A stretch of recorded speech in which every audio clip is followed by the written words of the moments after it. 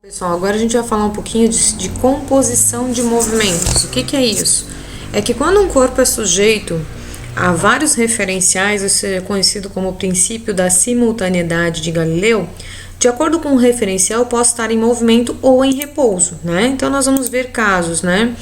Onde eu posso, num referencial, eu estar em movimento e em outros eu estar em repouso. Por exemplo, se eu estou dentro de um ônibus e o ônibus está com uma velocidade de 30 metros por segundo. Uma pessoa na rua vai achar que eu também estou com uma velocidade de 30 metros por segundo, no referencial dela. Porém, se eu, dentro do ônibus, a impressão que eu tenho é que eu estou em repouso. Então, o movimento do corpo, ele pode ser um resultado da composição de vários movimentos, né? Então, aqui tem um exemplo. Ó, eu tenho uma balsa, essa balsa está andando no rio. Imagina que eu me desloco dentro da balsa, tá? Então, a balsa está com uma velocidade e eu estou me deslocando dentro da balsa. Vocês concordam que alguém que esteja na margem, observando o movimento, vai perceber que a minha velocidade é diferente da velocidade da balsa. A balsa vai ter uma velocidade e eu vou ter outra velocidade. Então, como é que isso se dá, né? Vamos pensar o seguinte, a gente sabe que velocidade é ΔS sobre ΔT e agora nós vamos representar ΔS, que é a distância, pelo vetor deslocamento, né? Que é o R, tá? O R é chamado vetor deslocamento. Então, vamos lá. Aqui ele tá dando um exemplo, ó. RPA é o deslocamento da pessoa em relação à balsa. Então, a pessoa saiu do ponto 1 e foi até o ponto 2, tá? É isso que a gente falou. RAB é o deslocamento da balsa em relação à margem. Então, se a balsa estava aqui, ela se deslocou em relação à margem, esse é o RAB. E RBPB representa o deslocamento da pessoa em relação à margem. Então, a pessoa que esteja na margem, ela está vendo como se você se deslocasse na diagonal, né? Porque você está andando em relação à balsa e também está andando em relação à margem. A balsa se desloca em relação à margem. Então, vejam só.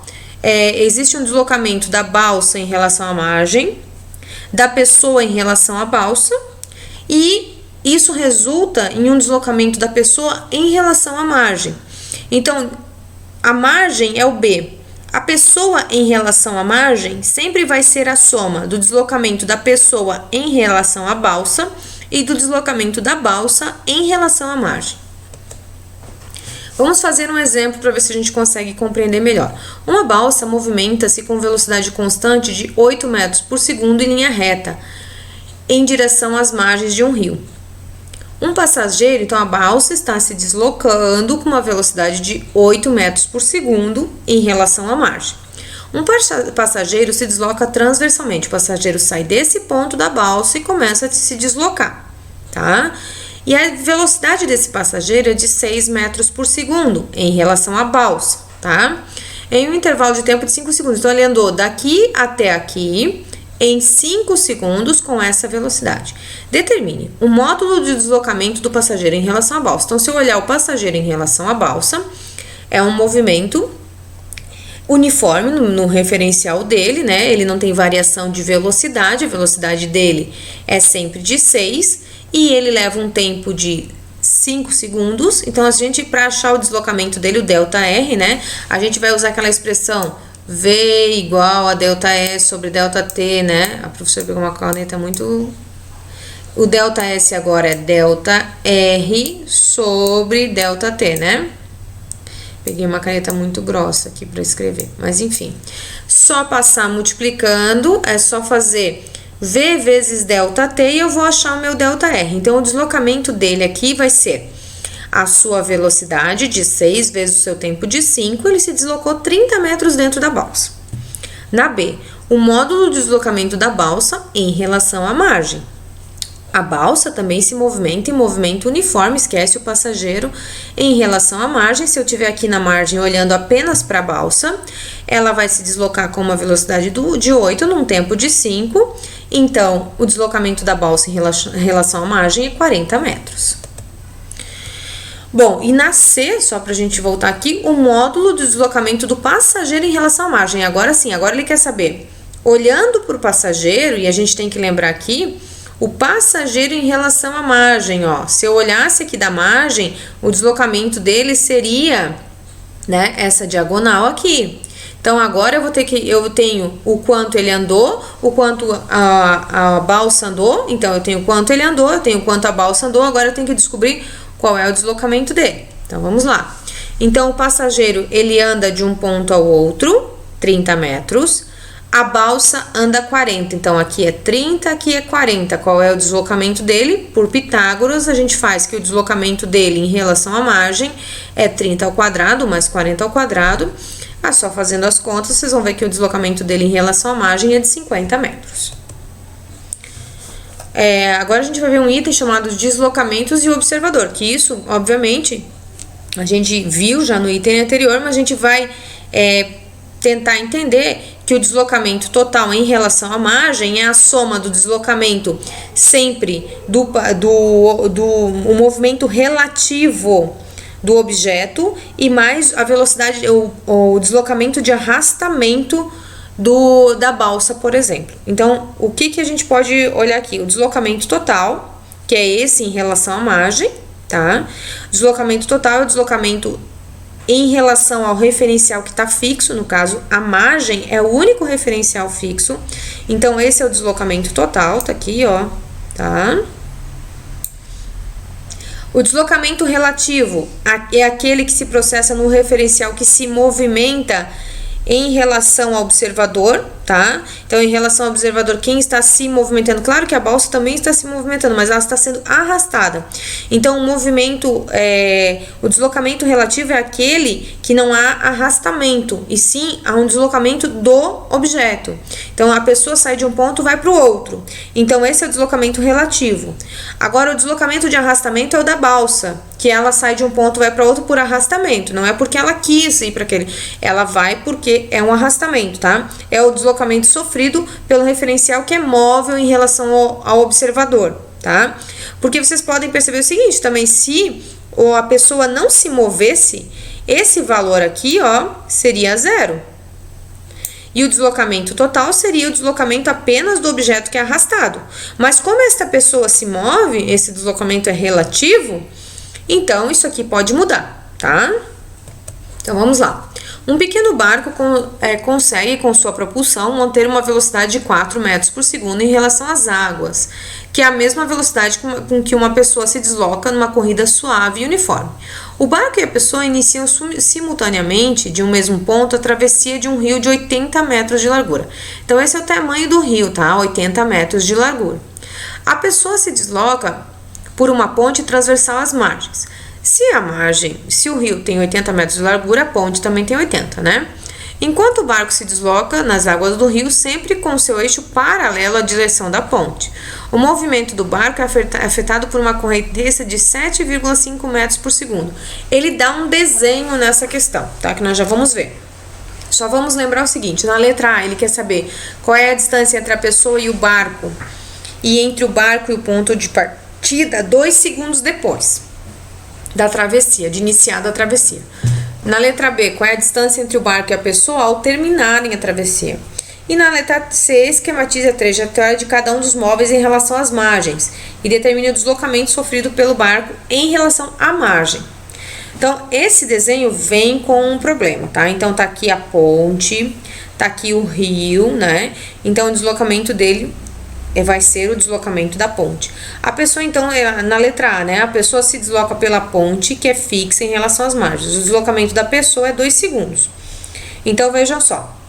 A velocidade com que a pessoa anda é 4, tá? É o que diz aqui no problema. A pessoa vai com uma velocidade de 4. Num tempo de 2 segundos, ela andou 8 metros. Em relação às águas, o barco tem o mesmo deslocamento que a pessoa. Esse deslocamento para um observador fixo nas margens é o deslocamento relativo, né? Esse aqui, ó, o relativo, né? O barco, aquele que ele se desloca de um ponto até outro, é o mesmo da pessoa. Entretanto, o barco é simultaneamente arrastado pela correnteza em uma direção perpendicular. Estão vendo aqui? A velocidade da correnteza está aqui, ó. Tá? O módulo do deslocamento do arrastamento, ou seja, quanto que eu sou arrastado aqui, qual é o delta R aqui? Eu vou pegar a velocidade da correnteza, que é 7,5, vezes o tempo de 2 segundos. O delta R de arrastamento é de 15 metros, tá?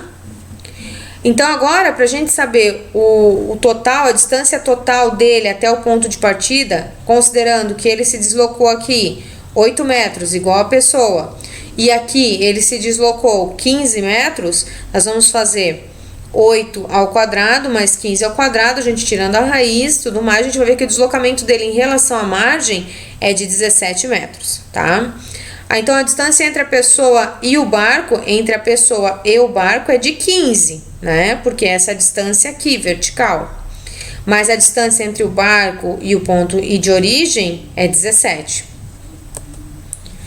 Bom, no exemplo, na B, ambos terminaram a travessia ao mesmo tempo. Então, quer dizer, a pessoa andando aqui, ela chegou até o outro lado, tá, da ponte, enquanto o barco, só que ele fez essa trajetória porque ele tem a velocidade da correnteza empurrando ele para cá, ó, tá vendo, ó? O tempo todo ele tá tentando se deslocar aqui nesse eixo, mas ele tá sendo empurrado pela correnteza, então a trajetória dele fica nessa diagonal, como a gente já viu.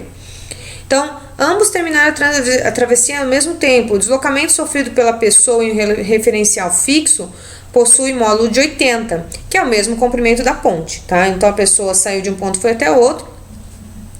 Esse também é o módulo do deslocamento relativo, que ele teria feito se não houvesse a correnteza, tá?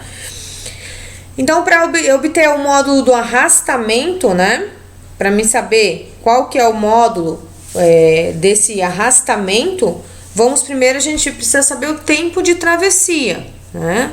O tempo de travessia vai ser o que ele anda pela velocidade dele. Como ele anda, se fosse considerar sem a correnteza, ele andaria 80 metros, com uma velocidade de 4 metros por segundo. O tempo para atravessar, a gente está considerando que ele é como se ele fosse a pessoa. Claro que o barco não é a pessoa, mas é como se fosse. Ele leva 20 segundos para atravessar. Bom, 20 segundos com uma velocidade de correnteza de 7,5 é 150 metros. Então, o arrasto dele total, na travessia total, vejam que aqui antes era só nos 2 primeiros segundos. Aqui é em toda a travessia. É de 150 metros. Como o barco e a pessoa terminam ao mesmo tempo a passagem do rio, agora é só a gente pegar esses 80 metros de distância aqui, mais os 150 aqui, e encontrar qual que é a distância do barco em relação ao ponto de partida no final da travessia. Então, vai ser 80 ao quadrado mais 150, 170 metros, tá? Bom, agora vamos ver movimentos em uma única direção, ou seja, ali eu tinha movimento em duas direções, né? No eixo X e no eixo Y. Agora, numa mesma direção. A velocidade de um barco em relação às águas do rio é 54 km por hora ou 15 metros por segundo. E a velocidade das águas em relação à margem é de 5 metros por segundo. Então, a velocidade das águas é de 5 metros por segundo e da embarcação é de 15, tá?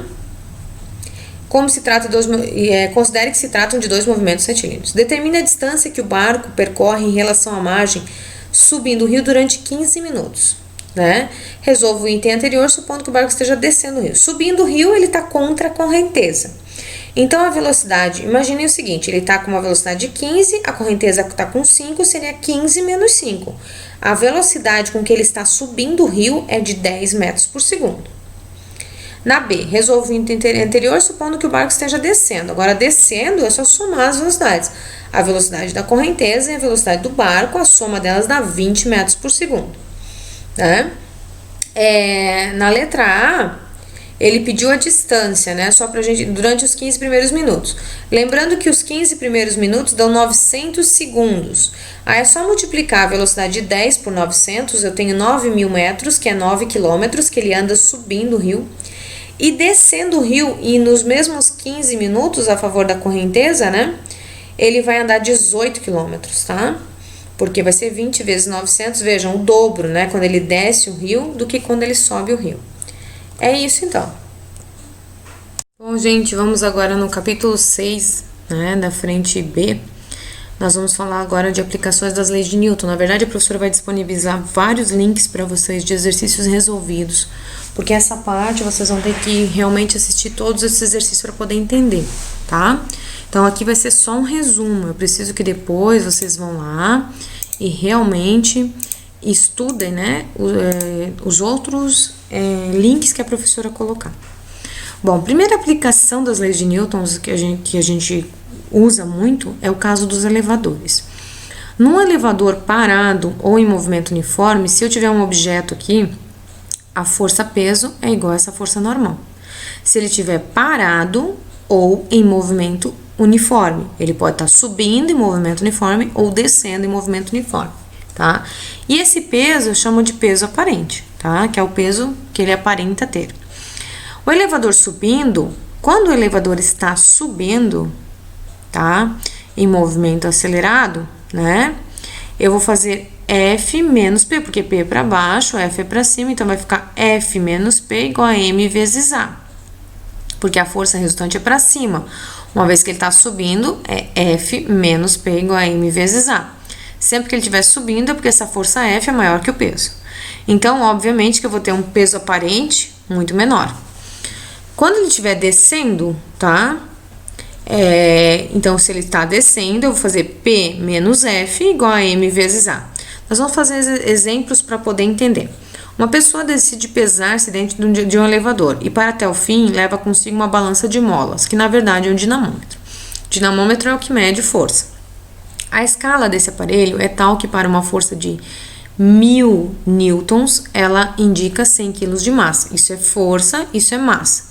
Isso significa que a aceleração é 10, né? Que se a aceleração for 10, isso vai acontecer. Uma massa de 100 vezes uma aceleração de 10 vai dar uma força de 1000, ok? Se a pesagem for feita com o elevador subindo ou descendo em movimento uniforme, lembrem-se, se é movimento uniforme, a força F é igual ao peso, porque a resultante das forças sobre o corpo é zero, então F tem que ser igual ao peso, porque é movimento uniforme. Qual será a indicação da balança? Então, bem simples, né? A indicação da balança vai ser: a normal vai ser igual ao peso, o peso é M vezes G, 70 vezes 10, ou seja, 700 newtons. Ou seja, a balança vai indicar 70 quilos, porque isso aqui é força, isso aqui é massa, né? Ela vai indicar 70 quilos de massa. Qual será a indicação da balança se o elevador estiver subindo com uma aceleração de 1 metro por segundo ao quadrado? Cuidado, aqui tem um erro, tá? É metro por segundo ao quadrado, é a aceleração. Então, vamos lá. Tá subindo, é N menos P, é igual a massa vezes a aceleração. Observem, ó. N menos P é igual a massa vezes a aceleração. Isso é a segunda lei de Newton, é a força resultante igual a massa vezes a aceleração. Opa, não consigo escrever aqui direito, porque a professora tem só o mouse, né? Mas então, o que acontece? Quem é essa força resultante? É N menos P, tá? Esse F é N menos P. Então, N menos o P, que a gente já viu que é 700, é igual a massa 70 vezes uma aceleração de 1, que é o que ele está dizendo. Então, a normal vai ser 770 newtons, isso é força. Se eu dividir por 10, eu vou ter a massa. A massa é 77 quilos. Na letra C, vamos ver o que ele pede na letra C. Se o elevador estiver descendo com uma aceleração de 8 metros por segundo ao quadrado, agora tá certo. Se tá descendo, agora é P menos N, ó. Lembre-se aqui, ó. Força resultante é massa vezes aceleração. Quem é a resultante está descendo é P menos N. Se está descendo é porque o peso é maior que o N. Se está subindo, o N é maior que o P, tá? Então, 700 menos N é igual a 70 vezes 8, passando para o outro lado, vai ficar 700 menos isso aqui, vai dar 140. Se é 140, divide por 10, vai marcar 14 quilos, tá? Letra D. Se o elevador estiver em queda livre, o que significa queda livre? Significa que em vez de eu ter uma aceleração, essa aceleração é da gravidade. Então, eu vou fazer novamente a mesma equação. Ele está caindo, então é P menos N é igual a massa vezes aceleração, certo? Então, vai ser assim, ó. Eu vou só substituir, né? A massa vezes aceleração. Em vez da aceleração, eu vou usar a gravidade, tá? Então, aqui, ó, P mais N e A igual a G igual a massa vezes aceleração. Por que a gente pode substituir? Deixa eu só explicar para vocês. Porque nessa situação, a nossa aceleração é a aceleração gravitacional. eu não tenho mais nenhum tipo de cabo no elevador que consiga prender ele. É como se eu cortasse o cabo do elevador. Então, ele cai em queda livre, né? Se ele cai em queda livre, eu tenho essa expressão, mg igual a mg mais n. Como eu vou cortar esse mg aqui, ó, corto esse com esse, eu vou ver que n igual a 0, ou seja, não tem força normal naquela situação. E isso a gente pode dizer o seguinte, é como se o corpo estivesse flutuando. Então, imaginem um elevador, eu tenho dentro uma pessoa. Se ela está em queda livre, é como se ela estivesse flutuando, tá? É como se ela estivesse flutuando dentro do elevador. E isso aqui é usado para simular ambientes onde a gravidade é zero, né? Ambientes onde não tem gravidade.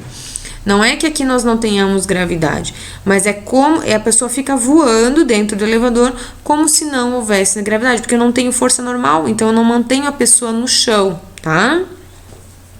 Bom, na letra E, diz assim, qual seria a posição de equilíbrio e a intensidade da força de contato que um pacote de areia de 5 kg, se o elevador estivesse com aceleração de 20 para baixo? A resposta depende do elevador estar subindo ou descendo, a pergunta dele, né?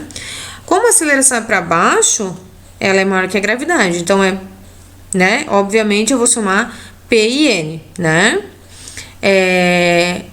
Para normal ser para baixo, o corpo deve estar apoiado no teto do elevador, o que é uma coisa meio estranha, né? Mas enfim, se a aceleração é para baixo, tem que ser assim. Então, P mais N igual a massa vezes a aceleração. N mais o P, que é 50, é a massa, 5 vezes a aceleração, 20. Essa normal vai ser de 50 newtons. Então, a indicação na balança vai ser de 5 quilos, tá? Bom, resistência do ar. Ele diz assim, nesse item a gente vai ver qual é a importância da resistência do ar. Em muitos casos a gente vai desprezar ela. Mas aqui tem uma questão interessante. Qual seria a velocidade de uma gota de chuva que cai de uma nuvem que está a 2.880 metros de altura se não houvesse a resistência do ar? Então, ela ia cair em queda livre. Se é queda livre, é só lembrar de Torricelli, né? V ao quadrado igual a V0 ao quadrado, e esse V0 é 0, mais 2G delta S. Bom, esse delta S é a altura que ele cai, né? E lembrem-se que eu troco a aceleração pela gravidade. Então, agora tirando a raiz, né? Vai ficar 2G, esse delta S é a altura. Essa altura é 2.880 metros, então vai ficar 2 vezes 10 vezes 2.880. A velocidade é 240 metros por segundo ou 864 km por hora. Ou seja, se não tivesse a resistência do ar, a gente ia ter que caminhar pela rua com um carro blindado, né? Ou um guarda-chuva blindado nesse caso. Essa questão aqui é uma questão de blocos, né? Que também os blocos, eu vou colocar vários links para vocês de questões resolvidas, são muito importantes nas aplicações das leis de Newton, tá? E aqui é um bloco com polia. A figura a seguir representa um bloco A de massa 18 kg apoiado por uma superfície horizontal sem atrito e ligado através de um fio a um bloco B de 20 kg, que encontra pendurado. Considere G igual a 10. Desculpem. Determine a aceleração do conjunto e a tração no fio. A aceleração do conjunto é bem simples de a gente determinar. A gente vai ver que a aceleração do conjunto, a gente vai pegar o seguinte, a gente vai pegar a segunda lei de Newton, força resultante é igual a massa vezes aceleração, né?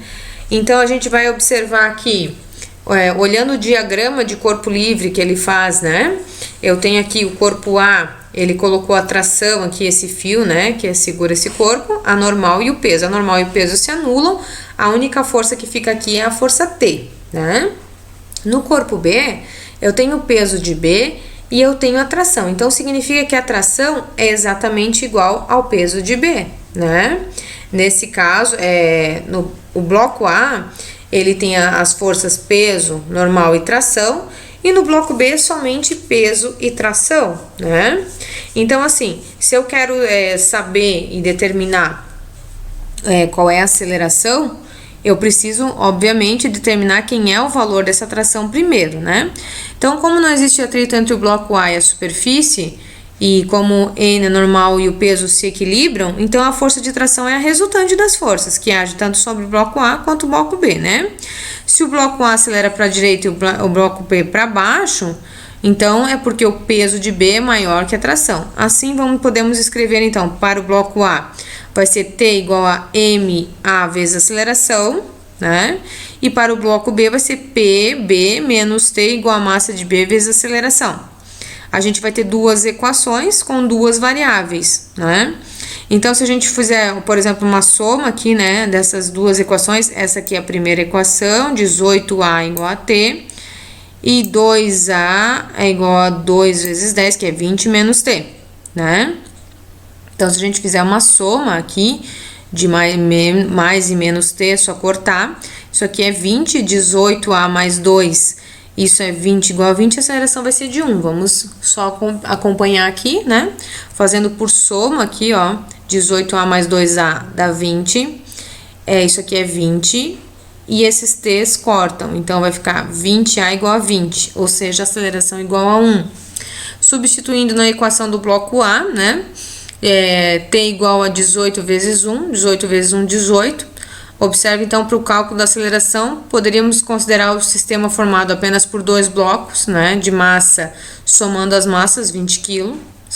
Para esse conjunto, a força motriz é o peso do bloco B, né? Então, eu poderia também fazer, se quisesse, né, fazer com que a resultante, que é o PB, é isso que ele está dizendo, que o PB, ele poderia ser dado pela soma das massas, né? Somando as massas, 18 mais 2, desculpem, aqui é B, tá?